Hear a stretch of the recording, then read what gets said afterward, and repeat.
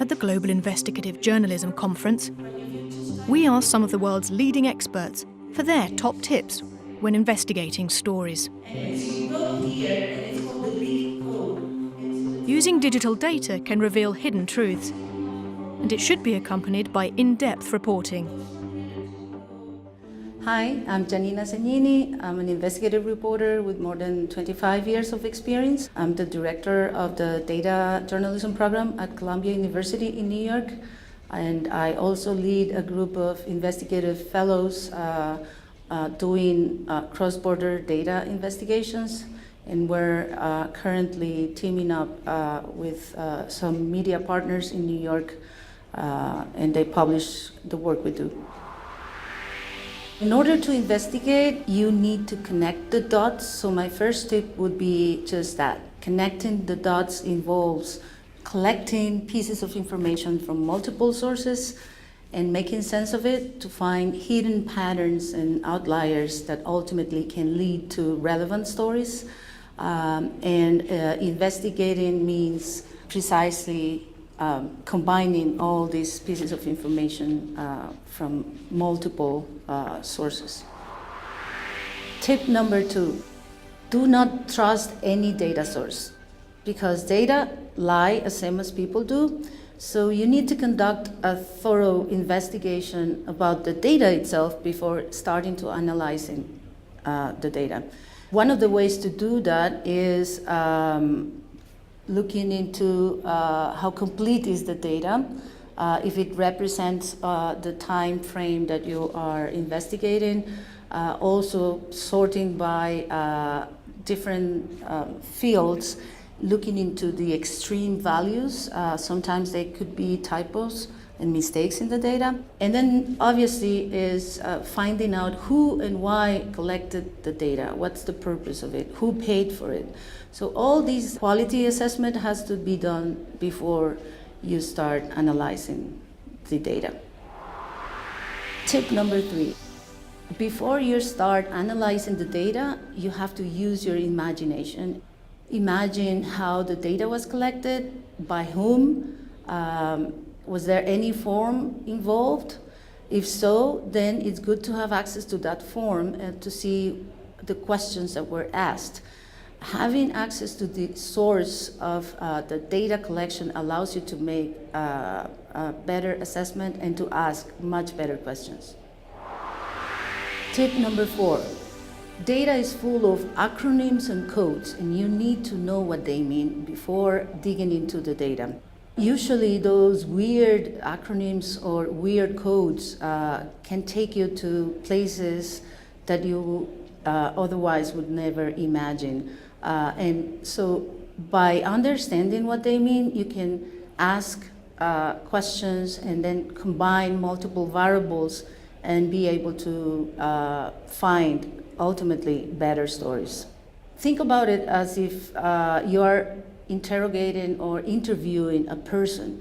What you do when you have an interview, you obviously do research about this person or the work this person does. It's the same with data. Imagine that the fields or variables in a data set are like ladies that you are going to interview.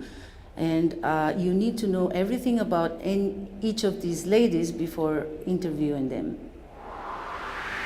Tip number 5, clean and standardize your data before analyzing it. You need to make sure that all the variables have the same standards, that there are no typos of extra characters in every cell or piece of information. And so once you have your data clean, you can start having the fun part, which is analyzing this data and finding stories out of it. The most important tip is connecting the dots and being able to combine multiple pieces of information from multiple sources to answer a question that you have to have at the very beginning.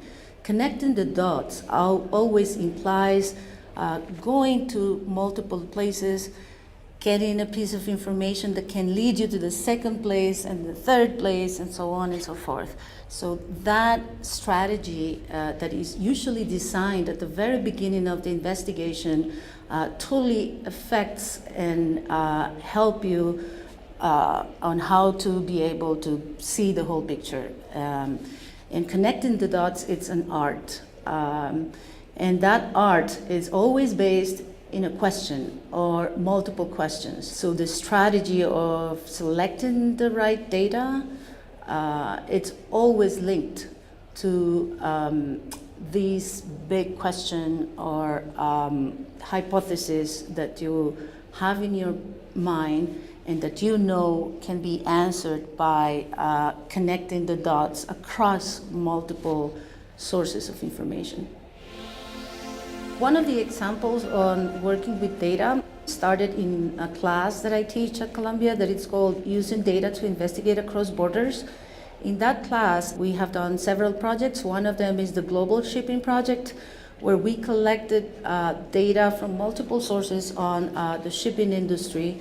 And as a result, we were able to publish multiple stories, one of them related to the cruise industry and how, so we collected data on every single cruise ship in the world and looked into different patterns and variables about each of them. So we were able to prove how this industry is unregulated, how they lobby to avoid regulation.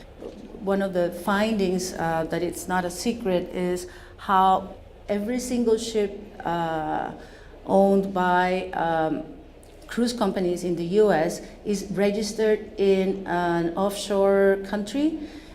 So that means that if you take a cruise and once you are inside the boat, everything that happens there is regulated by the legislation of the country where the ship is registered. That's why there's abuse in terms of labor.